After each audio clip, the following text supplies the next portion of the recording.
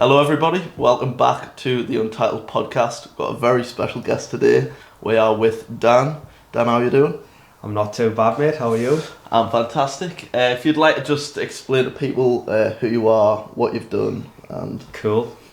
I mean, we'll go into it a little bit more about what I've done probably later in the podcast, but so I'm Dan Wilds, and I own a social media marketing agency that specialises in helping gyms get more members. I've decided to niche down because I feel like if you don't sell to one person and one particular avatar, then you still won't sell to anyone. So that's why I've kind of like niched down rather than generalise. Ex-field professional footballer, which I guess could be interesting to some people. And I've done a couple of ultra marathons, and that's about it. To be honest, is it a couple? Yeah, I've done two. I thought it was only one. No, I've done two. Yeah. So, what was the sort of thought process of signing up to an ultra marathon? Okay. So, I did my first one when I was 19, and I actually used the first one as like I wanted an excuse to get in super duper shape. Right. So I only give myself a month prep, to be honest, which wasn't like really? Yeah, that wasn't like the cleverest idea in the world. My feet were absolutely torn to bits. Yeah. But it was one of them where I just wanted to see what I was capable of, to be honest. Did you do it for charity? Yeah, I did. Yeah. I did it for charity, but not gonna lie. Yeah, that wasn't the main reason. For me. Yeah. It was nice. I think it's raised about £1,000 for charity, which is obviously good. Mm-hmm. But really, I was just doing it for me because I wanted to see how far I can go and what it would actually feel like. I'd never done a marathon before I'd even signed up. Yeah. So I had to do a marathon in prep. So I did a marathon about a week before. The marathon was harder than the ultra marathon because it was on your own. Yeah. Yeah. It was an absolute killer. I think I did it in like 4:10. But like I'd been at work all day, I'd been having coffee, I just didn't prepare well at all. I was flying the first half, and then the second half, the last 13 miles, I must have been cramping up every 10 minutes, and I'm like hobbling around the front of bloody Roker Beach. What time was this? Well, it was later on. It must have been I must have finished at like 10 o'clock at night or something. Yeah. I started was at it like during 6. the winter or? It was about March, February time. Yeah. I was prepping in the February, I think it was start of March that I did the ultra. But what I'd say about my first ultra is, so they were both 36 milers, and it was a 4-mile route over and over again. 9 times. Yeah. And like, I wouldn't recommend it for anyone, but I kind of got what I wanted, which was like find out what you're made of. Because when you've seen the route bloody 8 more times and you've got to run another 4-mile route, and your ankle's about to fall off and all your toenails are too, it's not great. But what I will say about my first ultra compared to my second one, which I did this year, is that I was so much fitter for that one before. But this one that I did this year was so much easier because of how mentally prepared I was, and I knew I could already go to those lengths. Mm-hmm. So even though I wasn't fitter, it was way easier this time. Were you sort of like trying to beat your time? I wasn't trying to beat my time this time because I knew how much less fit I was. Right. But I just wanted to prove myself that I could do it again. But 36 miles like in ultra running just feels like pussy. Yeah. Like, what was everyone else there being like just... Well, I was one of like 5 that actually did the ultra. Right. So what happens is in them backyard ultras, as they call them, like the 4-mile loops, some will do a couple of laps just because like that's their distance, and then some will do 12, some will do 16 mile, but like only 5 or 6 will really, you get a 7-hour time cap to do as much as you can. Yeah. So I think the maximum I've seen is like 40 miles. So it wasn't a set race, it was like how many times can you do this loop. So I want to do a Raj one this coming year, because in ultra marathon terms, like 36 miles is like where you start. Yeah. Like, I know people that have done 70 miles and they're like twice my age. I'm like, I kind of need to, like, if I'm going to do ultra run, I feel like I want to do a triathlon. I want to do some more like Raj like stuff, but I think you need to like get the ultra running Infinity Stone first. Right. You need to Okay. complete ultra running first before you start doing like triathlons and stuff like that. That's See- where I'm at anyways. See, after I did my marathon, I was just absolutely dead. I didn't get any runner's high. I don't know about you, but like, I don't think you do, you know. No. I've never had a runner's high No. after that. I was just like, Yeah. I'm so glad that's over. but I was just like, people were saying it was like, oh, you'll get addicted to it and like you'll want to do loads more, mate. I never want to do anything like that ever again, mate. So what were you like that, or like why did you do another one? It was more of just I wanted to prove like that I could do it again because Yeah. I put a bit of weight on, to be honest. Mm-hmm. And I was just like, well, it gives us a good excuse to get back into a bit of shape, and also I just wanted to prove myself that I could do it again. See, mine was just like a one and done, just Just absolutely a spontaneous. doss it off now. Aye. I think if you I didn't realise you'd done a marathon. Aye, it was like last May or something like that. But I gave myself like 4 months preparation. But I think I probably would have been better if I'd give myself less prep. Yeah. Because the first like 2 months, I was using Runner, so it was like building us up, and then it started getting to like 15Ks and that, and I'd do them on occasion, but I wasn't following the routine. Yeah. But I think if I'd give myself like 2 month prep, I would have been able to focus more on at that time.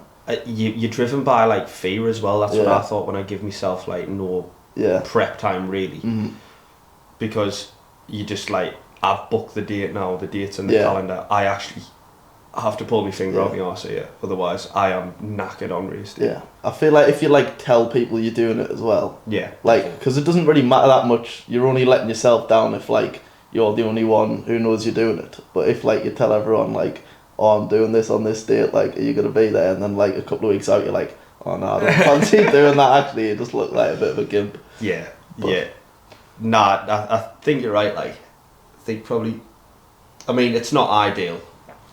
It's not ideal having a shorter prep, but it definitely does, like, having that date in the calendar really does put something in your brain to just go, well, you need to pull your finger out your arse here. Yeah. But I want to do at least a 50 miler this year. But have you ever heard of that? I think it's called Masogai before. Have you ever heard of that? So it's like a Japanese tradition where like you pick something so hard in the next year for a goal, whether it be like 100 mile or whatever. It's usually along those lines. Yeah. And like you pick something so hard and put an event in the calendar that is so hard it affects the other 364 days of the year. So I'm kind of weighing up my options, but I think like 100 miler is like, it's so out there, like Jesus Christ. Yeah. I've done 36 and I was knackered. I can't imagine doing that 2 more times. But it would affect the other 364 days of the year, wouldn't it? Captain of Sunderland at youth level. Yeah, it was, yeah. What was that like getting let go from Sunderland? I've been through heartbreak after that moment, and it wasn't as bad as that, to be honest. Yeah. I've never cried so much in my life. It was like me dream to play for Sunderland. When I got signed for Sunderland, I couldn't believe it was Sunderland that was coming for us, because I was doing all right at grassroots level around the time, and I was thinking like, if I keep playing well here, I'm going to get picked up by someone. But because it was Sunderland and being a Sunderland fan, like it probably worked against us how much I cared for the club in terms of my football career, because I cared about just winning so much rather than my own performance. Right. Whereas you've got people around you that might be more obsessed with their own performance, which is probably the smart thing to do at that level. But the actual weight happened itself. I was about 16, so I'd been there about 3 or 4 years. I was captain of my age group at the time, and Sunderland had actually just been relegated, or they were getting relegated down to League One that year. Right. So they were when they had that terrible season in the Championship. Double relegation. Yeah, and the goes, well, they look like they're going to get relegated from December onwards. They didn't look like they were going to turn it round. And the club was in a nightmare state, but I don't put that as the excuse. But I think it could have been different if they stayed up and they'd have been a decent side. They weren't in but I remember them pulling us in, and it was just absolute heartbreak, mate, to be honest. Yeah. All I wanted to do really was play for Sunderland, like every kid does. But I felt like I didn't get close, but I got quite close. Because if you get a contract after that, you're only one of the only 2 contracts that we had 16 from being a first team footballer, so I wasn't that far away. But it was absolute heartbreak when they pulled us in. They pulled us in, and I was that angry that they had training after. We had training after straight away with all the lads. Yeah. And I was the only one that got told on that day. And I trained after, because I was like, bollocks to these, like, I'm going to show them. Yeah. Just couldn't stop crying the whole session. I'm like a 16-year-old, like, pressing someone, just tears running down my face. So it was absolutely brutal, to be honest, yeah. Did it come out of nowhere, or? Yeah. Yeah. I was expecting to have a conversation about my future with them. But I wasn't expecting... I was expecting to get kept on, to be honest with you. Yeah. Was there only like 1 or 2 lads in your year group who they ended up keeping on? Or have I got that wrong? You've got it a little bit wrong, but like right now, there's only a couple of lads that have been kept on till now, which is 6 years later. Yeah. I always say to people about a story where I think we're about 14 years old, and I'd been there about 1.5 to 2 years, and I'm sitting there with like 20 lads, and our actual age group, the Sunderland age group, we had a great academy. We were like top 2 or 3 in the country at our age group. There was only like Arsenal and Chelsea that were like a really tough game. We're better. We beat the likes of City, beat the likes of United. It was usually them two. And I remember like the coach was standing at the front and he was like, statistically, right now, you lads are like at the top level of academy football, but statistically, no one in this room will actually make it as a full-time footballer by the stats. And you're looking around at the time, you're going like, shut up, mate. Like, it'll be me, or we're an exception. Like, we're a great team. There'll be 3 or 4 of us. And only when you're 22 now, you look back and you think, oh, actually, there's no one I've played with yet that has guaranteed a full career in football. There's a few that are still playing. They're playing, doing really well. Could have an injury, could fall out of favour, and then they don't end up having a career. It's such a minimal percentage of people that actually end up playing full time. Yeah. So talking about sort of you thinking, oh, I'm the exception to the rule. With that in your head, did you also have sort of a plan B, just in terms of like, if this doesn't work out, or like how sure were you that you were going to be the exception to the rule? I think you try and delude yourself. So I did try and, you have to be delusional, and I was delusional, but I did have a burning desire in the back of my head that I wanted to be a business owner, because my dad was always in entrepreneurship. He was always very entrepreneurial, and I knew in a way, when I look back now, even though I didn't think it at the time, I knew in the back of my head that I kind of thought that was the way I wanted to go in life at some point anyways. But you do delude yourself when you get to a certain standard where you're like, I am going to be a footballer. There is no plan B. You see all like the quotes and that, like, there isn't no plan B, like you shouldn't have a plan B, and I do agree with that to a certain extent, but nah, I didn't really have one in mind at the time. Like, what's your thoughts on like how this country works like that? So I feel like in other countries, like America for example, sort of growing up in like universities and stuff, if you're playing sports, they sort of encourage you more to like get the education side of it as well, and if you're sort of not following along the right tracks with that, then you sort of get held back in your sport. I think that's a better system than what we've got in the UK. It's a great point, and to be honest with you, I don't know. What, you think it's more likely that they'll push you in education in America? Yeah, sort of just like, I mean, I don't really know that much about it, but just sort of like, if you want to get like scholarships and that, like, the education is sort of like at the forefront of it. Pivotal to like what they are doing when you get scholarships. Just because I feel like a lot of the time, like, you'll hear about, I'm not saying you for example, because obviously like you've got other stuff going on, and even back then you said in your mind you had other aspirations, but a lot of lads are sort of just like, if they don't make it in football, they don't really have anything to fall back on. You've got a mint point, to be honest. There's a lot of, only on reflection once you've said that now, do I know lads who were brilliant footballers who, because you've got to have a bit of luck as well, they didn't quite make it, and you look at them now and I mean they aren't fulfilling their potential of like what they were meant to be or what they wanted to be at the time. It was kind of football or nothing, but which is the sad reality. But like, for some people, I guess. I don't know the big things in life that happen where you do class it as a failure, because I class myself as a failed professional footballer. But you do have to react well. I think in the UK everyone's got nearly equal opportunity. Some people start a little bit further off, or they might not have idols in their life that they can look up to, or role models, which plays a massive part, like socially. But I think everyone's got a fair chance. It's probably a better way to do it, to be honest, in the US, answering your question. Makes a lot more sense, doesn't it? Education being more pivotal and being like, do your sport, do it well, train like fuck, but you don't continue to play sport if your education isn't where it's meant to be. That does make a lot more sense, to be honest, because I know a lot of lads that have fell off since football. So I would say so. I would say that they're doing it better.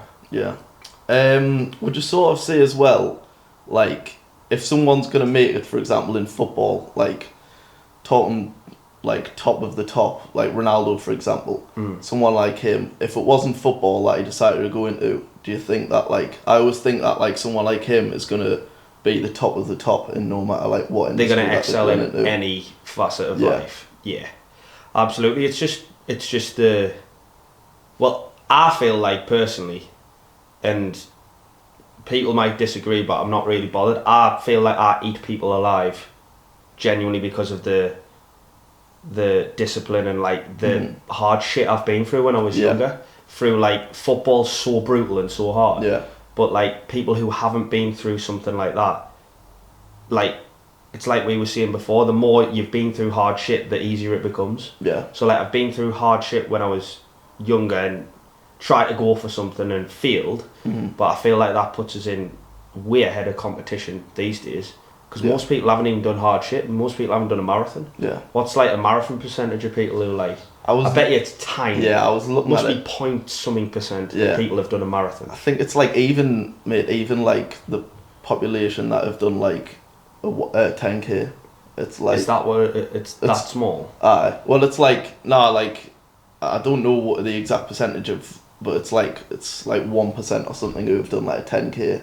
So every fucking mile more, it's like gonna be less. The percentage just gets less and less and less.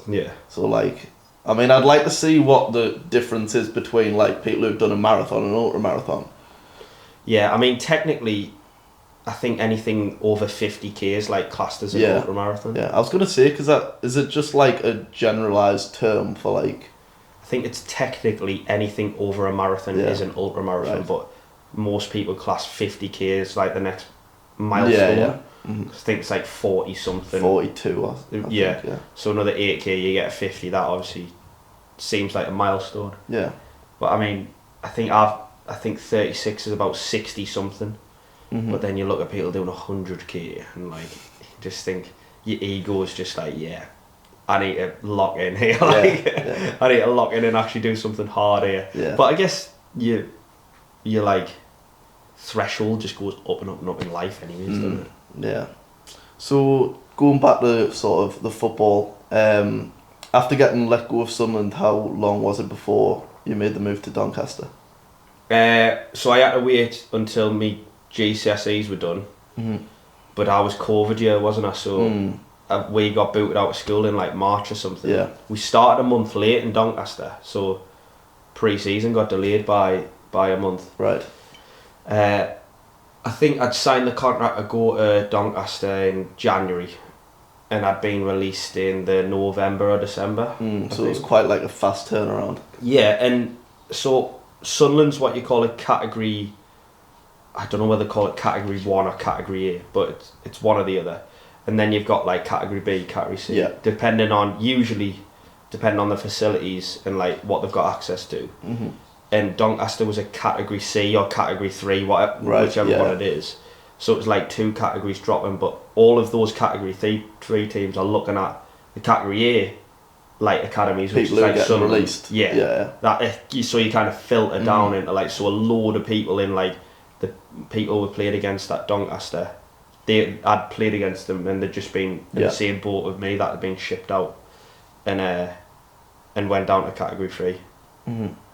So what was the sort of difference? You said, like, obviously growing up as a Sunderland fan, it was your dream to play for them. Yeah. Would you say like your passion sort of got taken away a little bit playing for Doncaster? A little bit, yeah, a little bit. I would say so. It became more selfish, like I said, which didn't help me much at Sunderland. Yeah. Because I wasn't selfish enough, but then I was probably too selfish in a way. But I didn't like that about Doncaster, to be honest. When everyone's playing for themselves in a team, right? Well, by definition, it doesn't really make it an enjoyable experience if you're in a team and you're playing together and you're meant to be obviously trying to win the game. But if people are looking out for themselves, but that is only natural. Like, you can't blame people for that. Like, everyone's got to be selfish within their career and stuff. But I'd say the passion for, like, I was playing as a youth team member of Sunderland, wanting to do it because I was a Sunderland supporter, and like, meant a lot more. Whereas you had to shift the focus selfishly when I went to Doncaster, and I was moving away from my friends and family at that time. So it definitely had to be more selfish. How was it moving away at such a young age? What was it, 16 or? I was 16, yeah. It was really tough, to be honest. Like, I won't even sugarcoat it. It was tough. Just being isolated, really, and it was hard to. I mean, you see all your mates from back home who are kind of living what I would class as the dream at that time. Just like, they're going out all the time. You end up starting to go out, and you can't go, and just the general crack that you're missing, like the people that you've seen every day in school, you don't see anymore. I mean, you do adapt, but I'm glad I did it. I wouldn't change a thing. Like, I think it puts us in good stead now. I feel like I can move anywhere in the world now and like just be able to crack on. Yeah. Would you say you sort of became, well, you naturally will have more independent. Oh, yeah. But was it sort of like, did you find it easy to sort of meet a group of mates down there, or? I mean, my mates were my teammates. I didn't make any other mates outside of my teammates, but mind you, I've met some cracking lads in football. Yeah. Like, because you end up meeting people who are exactly like you because they've been through the same shit as me. So they might have been released by like their boyhood club or just a club in general. It's not nice when you get told you're not good enough. Yeah. So they can understand on that part. So I ended up gravitating to people that are more like me, and it was hard. It was hard, but like I say, I feel like those experiences and doing that was hard, and living away between 16 and 18 has only put us in good stead now. Was there any other clubs that came in for you after Sunderland? Yeah, I had 5 or 6, but it was all similar category 3. There was no one. Yeah. Better. I ended up going to Huddersfield for a bit. I got asked to go to Leeds, but I ended up not going to Leeds, and the reason why was I wanted to be a big fish in a little pond in Doncaster, which didn't fucking work. Yeah. Ended up failing anyways. But I felt like I wanted to go a category 3 because at the time I was like, I'm playing Chelsea, City, Arsenal, Liverpool every other week against Sunderland. If I play against Grimsby, Scunthorpe, Bradford, I'm going to look like Messi. Yeah. Turns out that wasn't the case. But that was me thinking at the time. Yeah. So that's why I didn't want to go to Leeds, because they were going to be a category 1. So I'd end up playing your Man Cities and your Leeds, and I was kind of thinking we'll drop down and build back up. Yeah. But teams, Huddersfield, Lincoln, Leeds was one, Fleetwood. So like all your kind of your category 3 teams, your League 1 and League 2 academies, you're looking at really. There's not really much more juice for that, to be honest. It was only probably 4 or 5 teams. Yeah. Was there much of like a gap in terms of skill level going from, because as you said, like you thought you'd sort of stand out a bit more than you did. Yeah, there was less. I underestimated how good category 3 footballers actually were as well. So I did underestimate that, but it was definitely a different style of play. It was a lot more physical. Yeah. It was a lot more... less technical. Yeah. I think in the category 1 and academy levels, it's so like everything's on the floor. You aren't playing long. You're playing short all the time. It's short corners. There isn't a lot of physicality. There is physicality, but it's more based on speed and agility rather than like brute force as you got in like the Cat 3 teams. So technically there was a massive difference, but it didn't matter because you were playing on worse pitches. Yeah. And teams were going to go more direct. And I went in there thinking I was going to be Luka Modric from Sunderland. And ended up being a bloody National League player compared to Luka Modric. But I learnt my trade there though. And like I say, I'm glad I did it. Yeah. And I got first team experience as well. I trained a lot with the first team, which is a massive eye opener because you're watching these people on a Saturday and like they're playing in front of 5,000-10,000 at Doncaster. Yeah. And like you think, bloody hell, I'm like in the back of your head, you're thinking I am miles off of this standard. Yeah. But you train with them and you do all right. Yeah. And you're like, bloody hell, I was watching you in front of 10,000 people, and now I'm training with you, and I'm not. I didn't set the world alight, and I never did in front of the first team. Hence why I didn't get kept on, but I competed and I was all right. And like that's a real eye opener, that, because you think they do look so far away, these professional footballers, but they're not. Not that far, and they're also human. Yeah, I have a bit crack on with they're it. also like actual people, which is so sad because people look at them on the telly and give them abuse and whatever, and don't realise he's going home with, he's got 2 kids at home, and he's just a nice fella. Like you might go to his local pub and have a couple of pints on a Saturday. Like it's crazy how far people think it is away, but it was a massive eye opener going and training with them and stuff. In terms of like, you talk about the first team there, do you sort of have to like copy what they're doing in terms of like tactics used and like what, down the academy? Yeah, is it sort of like, is it all sort of copy and paste of like? Yeah, absolutely. So some academies do it, but some academies don't. I remember at Sunderland, we had to play how the first team played. Yeah. So we would play the same system and the same formation as the first team played, almost like a club philosophy. Yeah.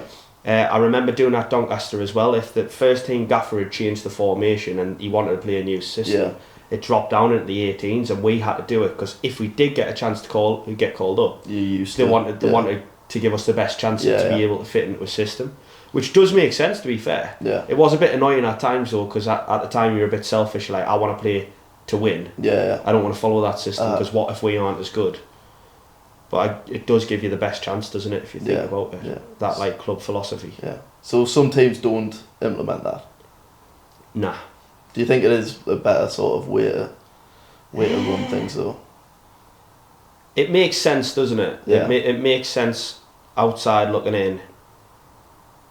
I mean, at Sunderland, we implemented the same system the whole way I was there. It was a 4-2-3-1 gegenpress. Just like, I mean, we never went long, but we had some brilliant players who play professional now. And I mean, we were a great side, but we would play a 4-2-3-1 with a 10, and we press the life out of teams. Yeah. Whether it was Man City or whether it was Accrington Stanley, we would go and just press the absolute life out of them and just drown teams. The first team weren't really playing like that at the time to the end, towards the end, but they usually try to replicate it going down.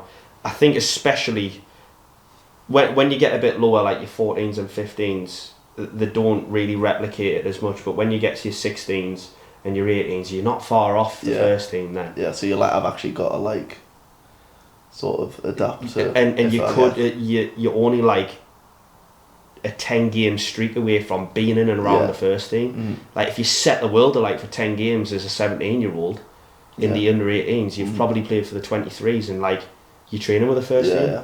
You're actually only like one injury away from playing in front of like the lights, you know what I mean? So it does make sense, doesn't it, to install like a philosophy. Yeah. But then you've got to have a gaffer that's there long enough to bloody do it.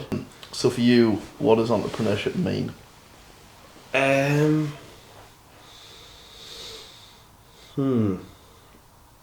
Entrepreneurship is just like, I would say, the pursuit of freedom. Okay. Because in reality, as an employee, you are like locked. Constrained. Yeah, constrained. That's probably the right word. Whereas it is quite counterintuitive, because entrepreneurship, for 95% of the journey, I assume, and I'm nowhere near 10% in. Yeah. But 95% of it, you are also constrained by way more than you will be as an employee. Yeah. But at the end of it, and once it's all done, if you want it to be done, of course, you do either have the option to tail off and kind of be happy with what you've got and maintain what you've got as an entrepreneur. Yeah. Or you sell up and you genuinely have complete freedom, whether that be materialistic things or you want to spend it on experiences. Hopefully, well, I would say that's the only point in entrepreneurship for me. I mean, I want freedom. In the end of it, I want freedom, and I think there's a lot more variables. It's a lot harder at the end of the day. Yeah. It's a lot harder, but the pursuit of freedom is what I'd call entrepreneurship, if I had to define it. I think it's also sort of like going away from a sort of linear way of living. Like with a job, like you've got a salary. It's sort of like, obviously you can get fired, different things can happen, but it's quite sort of linear in terms of like your output doesn't dictate that much of how actually like successful you are. Whereas like there's not really a cap on if you're sort of creating your own sort of thing. And I think that's like, it's important nowadays to, like, obviously we get fed a lot of content, and it's so easy to just become a consumer. And I'm sort of trying to get away from that. Sort of become a creator. It's easier said than done as well. Especially when you grow up in our generation, I think, because we are just consumers all the time. Fed more and more. We have consumed our full lives. Isn't that where the term like iPad kid comes from? Like we consume so much content these days. And how much value would you say there is in consuming sort of like content that follows sort of where you want to be? Even in sort of like you'd be watching a lot of TikToks, but say it's like productive, like valuable content. 95% of it's horseshit. Like it's just procrastination disguised as literally, and like it's rich coming from me and all of us, because we probably all consume way more than we should do. And I am actively pursuing trying to keep the consumption of content down. But my main problem I've had with content consumption, especially along the lines of business and entrepreneurship, is that, so the facts are that most people in their whole life will never do anything over 3 months. So they won't be consistent for over 3 months, whether that's like running or it's gym or whatever it is. They actually won't do anything for more than 3 months consistently, except like a job or something like that, like a habit. It won't be for more than 3 months. And that applies the same to like business. For instance, if I've got a certain outreach method which I'm acquiring customers through for my business, if I don't stick to it for more than 3 months, what was the point in that? I can't find out whether I can't refine that outreach method. I can't make it the best it can possibly be. It might not even work before the 3 month mark. It might take more than 3 months to actually be able to work that out. So what was the original point in question, sorry? Just sort of creating versus consuming. So if you are, and my not for you page, my Instagram feed is full of just business entrepreneurship. You can do this and you'll get this return, or you can do this and this works. It's like, actually all of it works. But if you just keep consuming content, you end up switching or tweaking things that you don't even know whether it works yet or not. And then you just get your shiny object syndrome, where you're changing shit that you don't even know, you haven't even done it enough to know if it works anyways. So I think 95% of it is horseshit, to be honest. That's the way I see it. So in terms of, we talked a bit about this off camera beforehand, sort of like balancing a full-time job with content creation. Where would you sort of say like your main priority is? And is it sort of changing? What, in terms of life in general or my business or what? Yeah, so just how do you sort of balance doing both? Like, how do you sort of balance working, 40 hours a week? And how do you find the time to sort of... Yeah. Majority of my work gets done between 5 and 9, for my business anyways, between 5 and 9 on weekdays. Mm-hmm. I work every Saturday morning and I have for like years. That's just like my day where I don't have to think about my day job, and I do business. Mm-hmm. Sunday night I tend to switch on a bit, but it's more philosophical and kind of creative, and it's not a high leverage task. It's more like planning and strategic on Sunday night. Yeah. But it ends up being 55 to 60 hours a week, probably. Yeah. I'd like it to be more on the business. I found that when I go over that 55-hour mark, it starts to get a little bit much, to be honest, from what I'm willing to sacrifice. I mean, you can do that, but you can work more hours, but you got to start sacrificing stuff. Yeah. And that's like the trade-off. But for me personally, my Saturday mornings are a non-negotiable. That is where I'm most productive on my business. I get the most work done. But between 5 and 9 in the morning is where I'm most productive as well. So through the week, usually, it's not every day. I'm not going to sit here and say lie. Yeah. Probably say 3 days a week I'm knocking out 4 hours of work on my business before I've done any insurance work. Yeah. But that varies. It might be 2 hours, and then it might be 4 hours, and then it might be 2 hours and 2 hours again. But I'm more productive on the morning personally after a couple of coffees. Yeah. See, I'm the opposite. Me, I'm a bit like Ed. I can do it if I'm like just have a coffee, like stay up till whatever time. It might not be the best sort of quality, but at least I'm getting it done. But once I'm like, I just can't get up in the morning, and like, I don't know, no matter what really, like no matter how much sleep I've had really, I don't really find it hard to like stay awake, but it's just... I don't think that should ever hold you back. Like, some people are, I do believe some people are one or the other. Yeah. And like, I just can't say I'm productive at night. But some people are though. Yeah. Some people are night owls, and that shouldn't affect the way you work. Do you think you should sort of like double down of just whatever like works for you? Works for you, yeah. Everyone's different. I'm sure there's many successful people that work later and they work better. And can't get up on a morning. But it is whatever works for you, but as long as the work's getting done, mate. Yeah. As long as you're spending those hours and you're not on your phone, and you're concentrating, I don't see a problem with working later. Yeah. But working earlier is way better for me. I'm way more dialed in. I'd say my most dialed in hours are 8 to 12, really. Yeah. 8 AM and 12 AM. After that, I start feeling like my focus declines a bit. But if you've been working from 6 AM, I mean, on average, people work 7 hours a day. Yeah. I mean, you've already done 6 hours then if you're being dialed in for that 6 hours, you know what I mean? So, how important would you say sort of a routine is? I think that's like, a lot of people nowadays sort of think you need like the perfect morning routine. Would you say you're one of them people, or do you sort of just prefer to get straight into the nitty-gritty?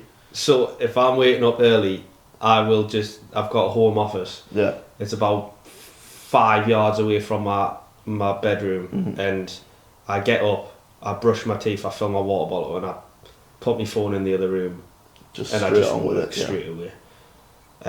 With a coffee. I'll get a coffee first actually, and then I'll go. So that's probably my little routine, but I think just getting straight to it and not procrastinating, it's a load of bullshit really. Yeah. Alex Hormozy's a big advocate for that, isn't he? Yeah. Sort of just getting straight on with it. I think you're just delaying the inevitable, aren't you? And yeah. Your brain wants to come up with excuses to palm it off, but I think you just have to attack it head on. Yeah. Easier said than done. Everyone procrastinates. Yeah. Well, I definitely do. Yeah. Me too. In terms of this is sort of something that I've been thinking about a lot. I'd say over the last couple of years, I've sort of tried to have a lot of sort of different things I'm working towards rather than focusing specifically on one sort of thing. What do you think the value is of focusing on one thing compared to trying to sort of become a master in multiple fields? Well, I'll repeat it, but we've talked about it prior. is I wrote a post the other day, and I try on LinkedIn, and I try on LinkedIn to just genuinely speak my thoughts and try and be really what's the word? It's authentic. I don't try and let other creators like base my opinions off other creators. I try to really just. It might take me 45 minutes, an hour to just write a little post. Yeah. But it really comes from my brain and me thinking out my thoughts. So, on average, it takes 10,000 hours to master a skill or any service or business or whatever it is. So that's what they say on average anyways, that's what people say. So, I did the maths around it, and if you take out weekends and you take out your 28 days holiday and you give a little bit of variance for life, which might be like something like this is away from my business, or this is away from my job, or whatever you're focusing on. Christmas as well, like all of these things is a little bit of life variance. So really, if you work 10 hours a day, I calculate it's about 2,000 hours a year you'll get, and that's from 5 weekdays of 10 hours, and that's dialed in, focus on the exact same thing. Yeah. Obviously 10 hours is still a decent work shift as well. That's like 50 hours a week, which is more than most people. Yeah. So if you're going to do 2,000 hours a year, and that's possible, and you've got to be dialed in for those 2,000 hours as well, it'd be unreasonable to say that you were going to master any one thing, not multiple things, one thing within 5 years. Yeah. I'll be 27 in 5 years. I feel like your uncle. Like, feel like old as anything when I'm 27. So that feels miles away, that feels ages away. But that's the maths of 2,000 hours a year on one specific thing to become a master for 5 years straight. So then my thinking now is, well, why would I let anything interfere with that one thing? Because I'm trying to be the best. Well, I am trying to be the best in the game with my business. Thing. Yeah. I'm trying to be the best in the market and in the game at this thing and mastering this business. Well, I would be unreasonable to think that if I'm not dedicating 2,000 hours a year dialed in to my business for 5 years straight, then I would be unreasonable to compare myself to any of the masters already in my field or expect to be any further on than I am unless I'm doing that.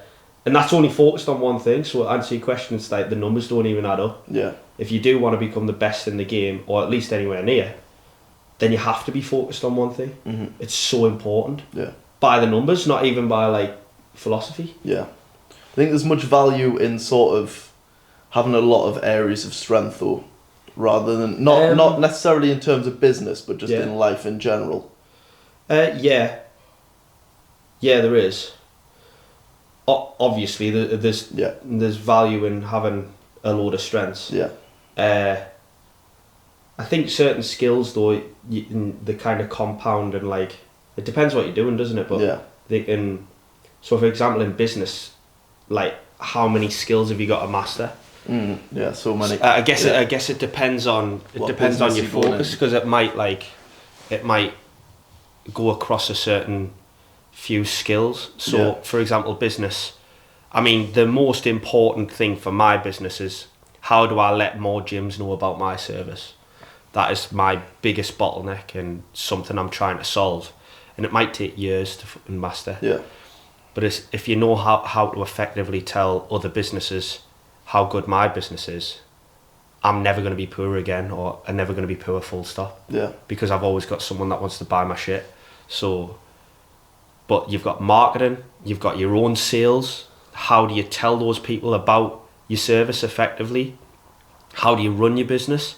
How do you delegate to people? Because you can't run the service. If you want to scale, you can't fulfill everyone. No. If you want to actually go that next level, you've got to learn how to train people to do it as good as you. But you've also got to learn how to do it good yourself before you tell someone. Yeah. So I think with business, there's so many skills that can be developed anyways if you are focusing on that. Yeah. So I guess I'd probably go back to what I've said about the 2,000 hours. I'd say that you can be quite vague with what you're focusing on. Mm-hmm. As long as it's on the same foundation and the same thing, you'll probably like build skills on top of that to get the outcome you want. Mm-hmm. In terms of life, I'm guessing that you've got some sort of like long-term goals of just things that you'd like to achieve in general. If you could only achieve one of your life goals, what do you think? What's the most important thing for you to achieve? If you let's say everything else you failed at, but what's the one thing? I'd like to be a good dad. Yeah. Like, put everything aside, like, I'd love to be, like, the best dad in the world. Mm-hmm. I'm not rushing to be a dad. Yeah. There's a lot of things... ladies watching, that's not an invitation. I'm not rushing to achieve that. Yeah. But I would love to be, just a fantastic dad, but I think you've also got to be a role model to do that. Yeah. So I don't know whether that would work to answer your question, but that's the most... There are some things that... I've only just realised this, by the way. There's some things in my life that are way more important than business. Yeah. And I think you've just got to be okay with that and accept that. Yeah. I've probably lost, like, relationships over being so dialed in on my business, and it's stuff that I regret now. Mm-hmm. But I think one of the best things I did in the last couple of months was writing the things down. What am I not willing to sacrifice for my business, and being really clear on that. Yeah. Is really important, because I don't want to be the next Elon Musk.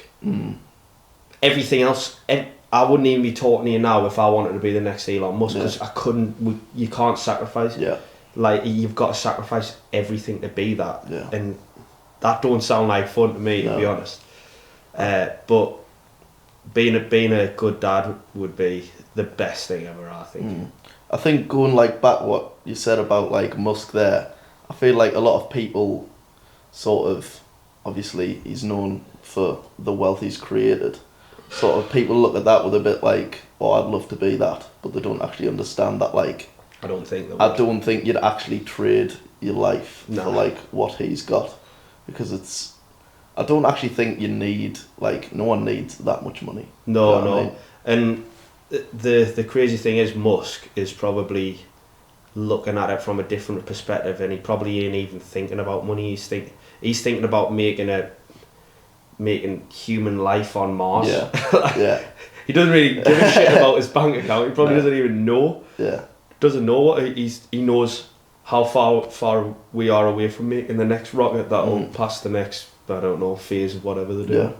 So switching that perspective of like why he's doing it, and because that he wants to like extend and make a dent in like the human race, it's like a little bit more meaningful than me wanting to make £1 million or 10 million or like whatever, which is probably why he's so insane. And he's very autistic too, so Yeah. you've got to have that too, I guess. Yeah. Would you say when your goal isn't to make money, but sort of just create like an impact on the world, do you think that's a sort of better philosophy to have compared to just solely being focused on the amount of money that's going into your bank account? Yeah. Yeah, it is. It is, but I think it's also true that like you don't have to have a why. Like you just want to be fucking good at something and you want to get paid a load of dough for it. Yeah. And I think like people make it really fluffy. Like complicated. And they say like, oh, you've got to have a why. Well, actually, what if I just want it? Like, what if I just want to be rich? I'd rather be rich than poor. So like, I just want it. There's no why about that. Like, I've not grown up in a bad neighbourhood. I've got a nice job. Yeah. I could just do that and like be alright and be okay at my job that I don't get sacked, and just do that for 40 years. Like everyone could do that, or I just want a bit more than the average person. So like, I think people dress that up, to be honest. Yeah. But it does help though. I think it does help. I think it's better to chase success than money. Yeah. If you're chasing success, money will come. That's what they always say. And I haven't got enough money to back that statement up. But that's what I think. That's what more people say than not. Who have got the money. Going back to sort of being like a role model for your children, obviously, which you don't have yet. But what would you sort of like your future children to say about you as their dad? Ooh. That's a good question, that. I'd like them to say that I am who I say I am to other people. Mm. And I'd like them to take that into their lives too. I think that's a massive thing. I think that's where confidence comes from. Like, you are who you say you are. And I mean, that comes in all facets of life, I think. I'd like them to say that. Well, integrity is a big thing, but I think, like, over the last few years, masculinity as a whole is like dulled down, isn't it? Like, I want my kids to think their dad was a proper man who had proper values and integrity, would do anything for them and their mother and the family, who knows right from wrong and is ready to stick up for anything that's wrong and stick up. Have I said that right? Stick up against anything that's wrong. Yeah, having clear boundaries. Yeah, would you say? That's being a man, innit? Yeah. I think is it Matthew McConaughey? Yeah. He says drawing a line in the sand and knowing that, like, if it's crossed, then you might not be the most liked person in the world. You shouldn't be a dickhead as a man, but you don't have to be the most liked person in the world. But once you've got your clear values, if someone steps over that, that's, as a man, you must intervene. Yeah. That's what being a man is, isn't it? Mm-hmm. Would you say, as you said there, like, masculinity sort of been, like, dumbed down as of recently? Like, it's sort of things that are sort of, like, said on the internet of, like, oh, you've got to do this to, like, be a man. It's sort of just like, I guess people would describe it as toxic masculinity, but I feel like a lot of it's just like, I don't know, for example, like, you know, like Justin Waller, for example, like, a lot of what he says, like, and I guess it would be coming from, like, Andrew Tate and stuff like that, like, I feel like there's a lot of value in, like, what they say, but if you sort of take every single thing that they say and just copy their whole philosophy, and you can sort of run into a lot of trouble of, like, what's seen as, like, masculine. Yeah, I think you've got to bang on. It's a little bit, the principles of what they say are correct and are productive. Yeah. I think the way they probably go about it and the extremes they take it to aren't productive. Mm-hmm. But you've got to be smart enough to take it with a pinch of salt. But a lot of people aren't. Yeah.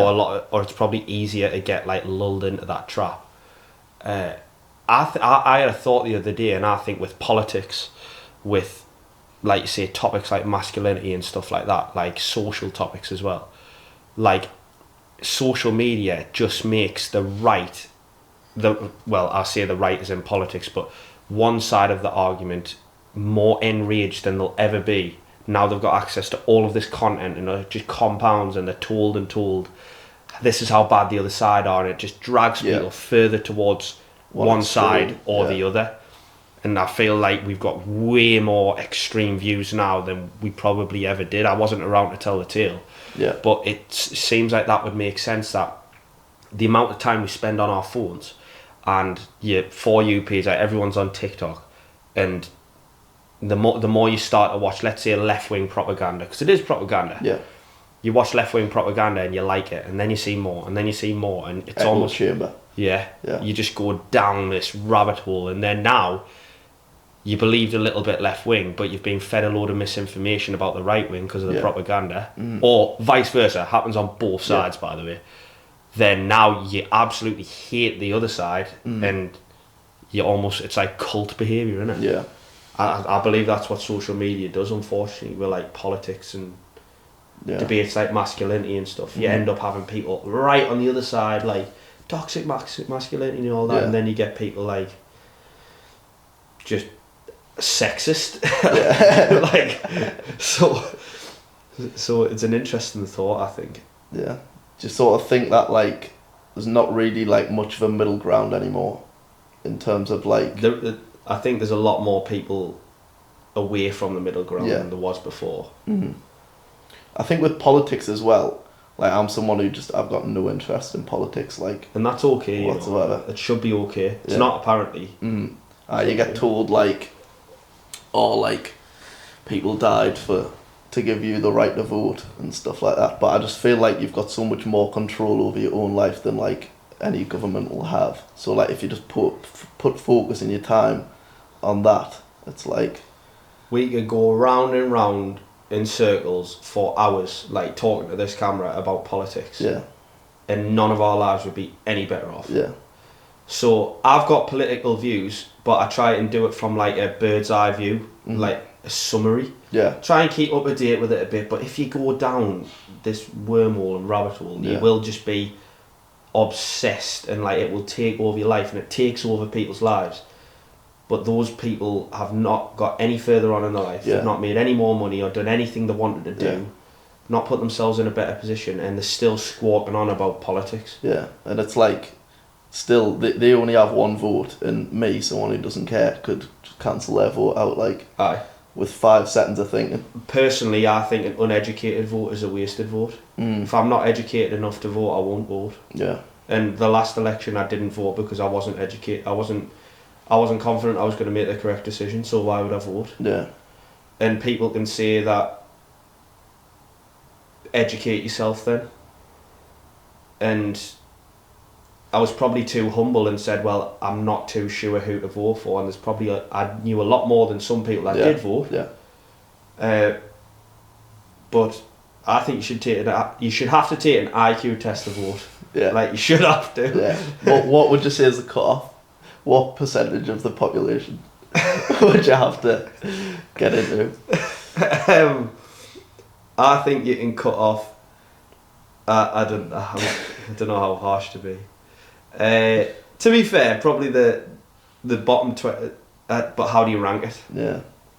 How do you in terms of IQ? Yeah. Well, probably if that's your system, you can implement. I think you're knocking off the bottom 25%, maybe, or 20%, and the top 80% of IQ levels should be able to vote. Yeah. Hopefully, I'm not in the bottom 20%. Like, to be fair, I wouldn't even care for what. To be honest, just fail the test on purpose, and that can be your excuse. I wasn't smart enough on that. No, it's not that bad of a system to be fair. Maybe it shouldn't be an IQ test, but it should be like a test on actual facts of like what each party stand for. Yeah. So you actually know what you're voting for. I don't know how that would work. I don't know how they'd implement it. But there's a guy that I look up to, that when I asked him about politics, because I was getting a little bit into it when the election was the last election was around, just because I was trying to educate myself a bit more.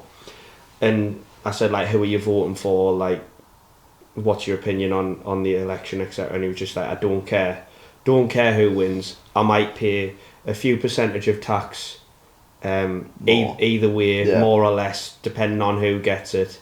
And the time that I will like dedicate to talking about the topic, researching the topic, thinking about the topic, and then actually going to vote, like, compared to just doing me normal shit and focusing on what he's doing, is way more productive than, I have to pay a couple of % of tax more either way. Yeah. And my family and my kids are safe.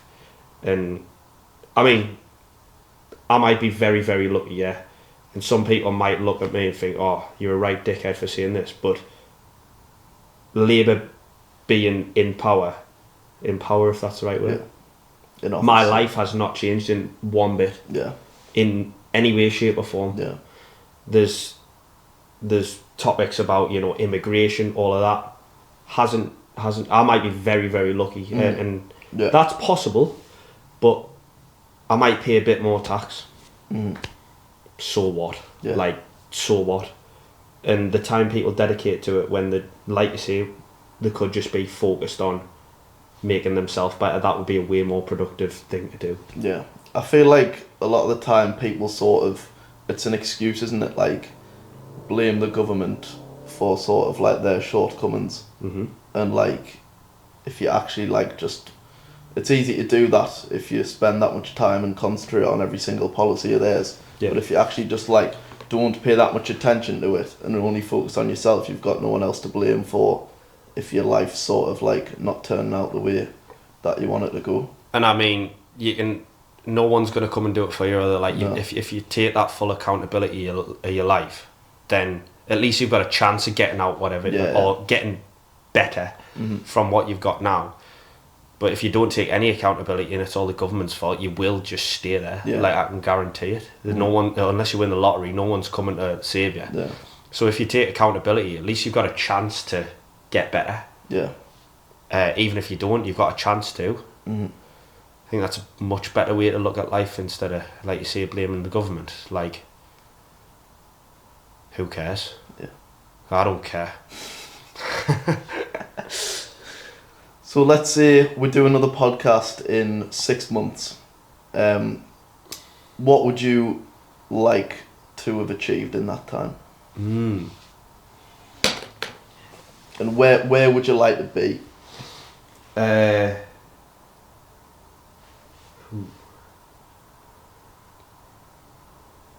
like to be in the best shape I've ever been in. I'd like to be preparing towards an ultramarathon that is, let's say, at least double the mileage of what I've done already. Mm-hmm. Preparing or have already done. I think my business is capable of doing double the revenue that it is right now if I solve the right bottlenecks, and be working on that more hours a week than I am right now. And that's it, to be honest. I try and look. 6 months is a good goal, but I'm trying to look at what am I doing next month and where am I going to be next month.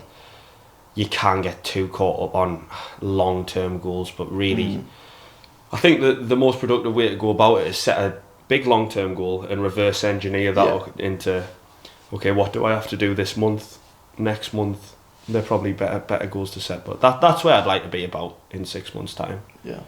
Well, we'll get you back on at some point in the 6 months' time. In the next 6 months, we'll be right before Mexico if that's where I decide. Yeah. So do you want in Mexico? Me and you fly out. Defos. Well, it's been a great chat, Dan. I'll leave your links for the socials in the description of the video. Thank you very much. Thank you everybody for listening, and stay tuned to see who we've got on next.